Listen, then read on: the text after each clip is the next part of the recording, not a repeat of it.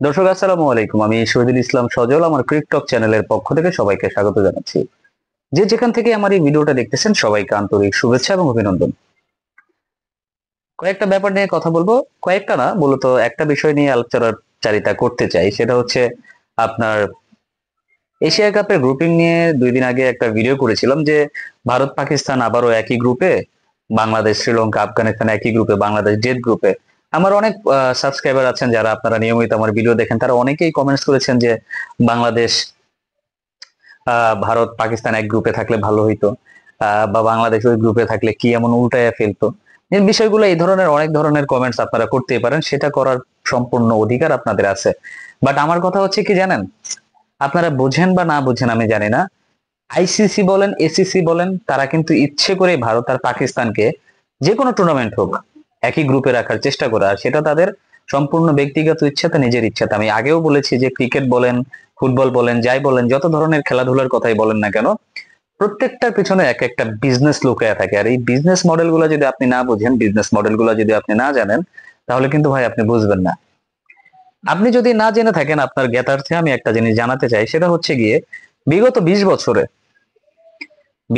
বছরে, ভারত এবং পাকিস্তানের মধ্যেকার যে ম্যাচগুলা হয়েছে, যে ক্রিকেট ম্যাচগুলা ভারত এবং পাকিস্তান একে অপরের বিপক্ষে খেলেছে, সেই ম্যাচগুলোর ইনকাম কত জানেন? ধারণারও বাহিরে। সেই ম্যাচগুলোর টোটাল ইনকাম হচ্ছে প্রায় 10,000 কোটি রুপি, যেটা বাংলা টাকায় যদি আপনি কনভার্ট করেন, প্রায় 14,000 কোটি টাকা হয়ে যায়। এরকমই তো হওয়ার কথা, স্বাভাবিক না? তাহলে আপনি চিন্তা করেন, একটা ভারত পাকিস্তান ম্যাচে কত টাকায় আয় হইতে পারে। আপনি নিজেই চিন্তা করেন, আমি কিছু বলবো না, আপনি নিজেই চিন্তা করেন। আপনি নিজে যদি চিন্তা করেন তাহলে আপনি বুঝতে পারবেন।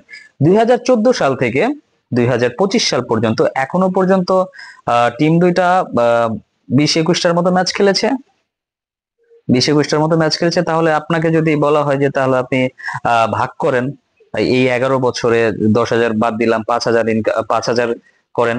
5,000-এর মধ্যে আপনি 5,000-কে 20 দিয়ে ভাগ করেন, তাহলেই তো বুঝতে পারবেন যে আসলে কত টাকা আয় হয় একটা ম্যাচে। ভারত পাকিস্তানের একটা ম্যাচে যদি 300-400 কোটি টাকা আয় হয়, তাহলে যত বেশি ভারত পাকিস্তান ম্যাচ, তত বেশি আইসিসির ইনকাম, তত বেশি এসিসির ইনকাম। খুব স্বাভাবিক বিষয় না? তাছাড়া প্রত্যেকটা স্লটে স্লটে এই যে মাঝখানে যে অ্যাড গুলো হয়, তার জন্য কিন্তু বেশ ভারী পরিমাণ টাকা গুনতে হয় এই প্রোডাক্টের কোম্পানির মালিকগুলোদেরকে। মানে আপনি কতটুকু জানেন আমি জানি না। দ্যাটস ওয়াই এই একই কারণে বারবার ভারত পাকিস্তানকে একই গ্রুপে রাখা হয়, সেম গ্রুপে রাখা হয়, যাতে করে তারা যত বেশি সম্ভব ম্যাচ খেলতে পারে। আর এবারের এশিয়া কাপে তো 3বার খেলার সম্ভাবনা আছে ভারত আর পাকিস্তানের মধ্যে, যদিও তারা বিগত 10 বছরে বা প্রায় এক যুগের কাছাকাছি তারা কোনো সিরিজ খেলে নাই দুই দলের মাঝখানে। বাট তারা এশিয়া কাপে সেটা পুষায় নেবে। যেমন ধরেন, চিন্তা করেন, গ্রুপ পর্বে তারা একটা ম্যাচ খেলবে, ভারত পাকিস্তান। সেইখান থেকে যখন পরের রাউন্ডে তারা উঠে যাবে সুপার 4, সেইখানে তারা আরেকবার মুখোমুখি হবে, গেল 2বার।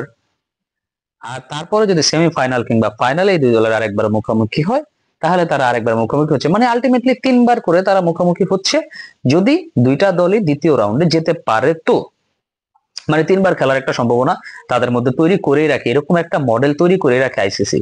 এখন আমাকে অনেকে বলতে পারেন যে বাংলাদেশ থাকলে ভালো হতো। ভাই, বাংলাদেশ নিয়ে আমার কোনো কথা নাই, বাংলাদেশ নিয়ে আমার কোনো সে নাই। বাট সবচেয়ে বড় কথা হচ্ছে ভাই, বিজনেস মডেলটা আপনার চিন্তা করতে হবে, যে যেই বিজনেসের কারণে, যেই বিজনেস মডেলের কারণে এই বিষয়টা হয়, এই জিনিসটা হয়, ভারত পাকিস্তান অলওয়েজ একই গ্রুপে থাকে। দ্যাটস ওয়াই আমি এই কথাটা বলতেছি, অন্য কিছুই না। আপনারা অন্য কোনো মনে নিয়েন না, আমি সিম্পলি কথাটা বলতেছি যে ভারত পাকিস্তান কেন এক গ্রুপে থাকে। সেইখানে যদি ভারতের সাথে বাংলাদেশের একটা দ্বৈরথ থাকতো, মানে বিষয়টা এরকম হয়েছে কি, ভারত পাকিস্তানের মাঝখানে সবসময় একটা যুদ্ধ বিগ্রহ লেগে থাকে, দুই দেশের বর্ডারে সবসময় সেনাবাহিনী রেডি থাকে। তো সমর্থকরা অথবা ওয়ার্ল্ড ওয়াইড এর মানে যত মানুষজন আছে, যারা ক্রিকেট খেলা দেখেন বা না দেখেন, বোঝেন বা না বোঝেন, তারা প্রত্যেকে এটা মনে করেন যে হয়তো বা খেলার মাঠেও ক্রিকেটাররা ভাই অস্ত্র হাতে মাঠে নেমে যাবে, দুই দলকে গুলি করে ফাটাই ফেলবে, মেরে ফেলবে, এরকম একটা ভাব তাদের।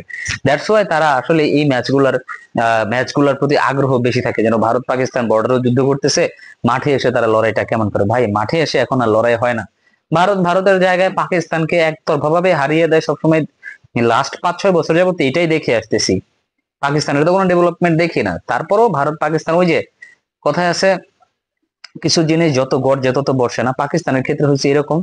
বাট মানুষ একটা ভাইব দিয়ে রাখছে ভারত আর পাকিস্তানকে, যে ভারত পাকিস্তান খেললে এটা হবে সেটা হবে, ব্লা ব্লা ব্লা। এই তো, আর কিছুই না। সবাই ভালো থাকবেন, সুস্থ থাকবেন। আসসালামু আলাইকুম।